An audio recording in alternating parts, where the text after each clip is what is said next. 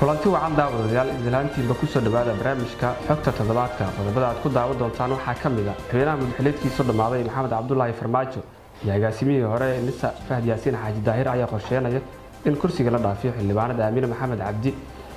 waxaa weli aanan xal laga gaarin xiisada ka taagan magaalada Boosaaso kadib xilka qaadistii lagu sameeyay hogaanka BSF booliiska Soomaaliya oo digniin u diray ciidamada rasaasta ku furta wadooyinka magaalada Muqdisho Jarmalka ayaa ku dhawaaqay xanibaada wadanka oo dhan ee dadka la talaalay iyadoo hogaamiyaasheeda ay taageereen qorshayaasha talaalada qasabka ah ee bilaha soo socda kulanti wacan mar kale daawadayaal barnaamijka xogta toddobaadka waxaa la socodsiinaya anigoo ah Maxamed Cabdullaahi Maxamed Baadiyo qodobadii aad ku maqasheen iyagoo ka faahfaahsan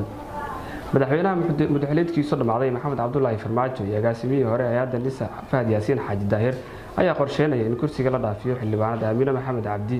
xogtaasi oo faahfaahsan waxa ay noo hayaan wariyaheena Sacdiye Cabdullaahi Sacduusha Aamina Maxamed Cabdi waa mid ka mid ah dhowr xildhibaan oo baarlamaanka ku matala gabadha nolol iyo geeri lagu leeyahay Ikraan Tahliil Faarax balse xildhibaanada Aamina waxay u halgantay si ka duwan xildhibaanada labada aqal ku jira ee ku heebta ahaa Ikraan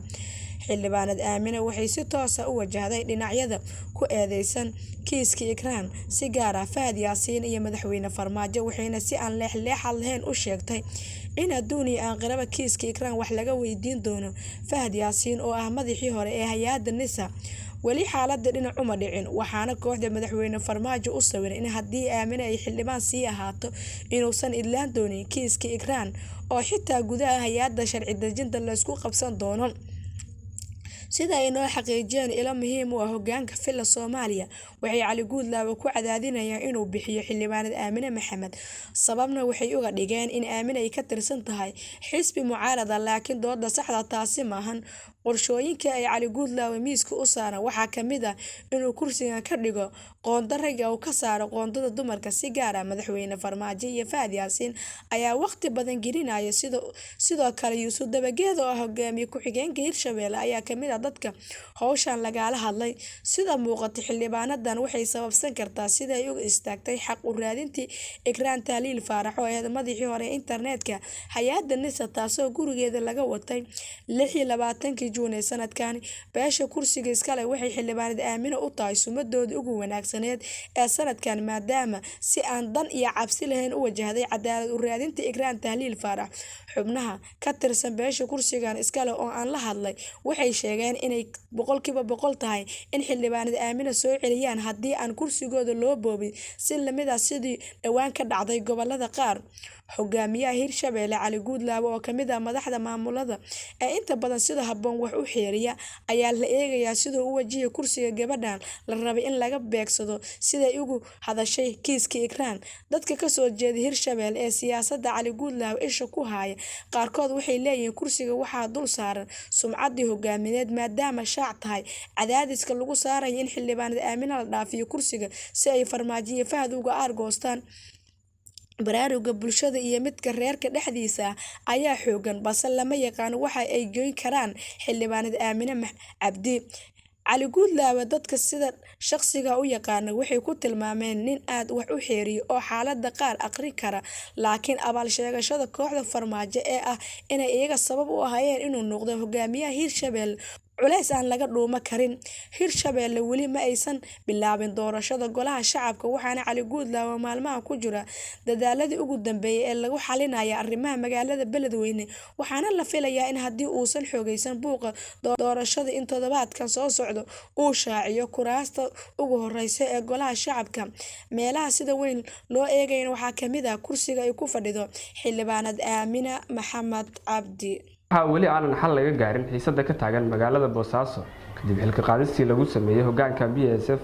xog amurahaasi ku saabsan waxa noo haya wariyaheena Axmed Timacde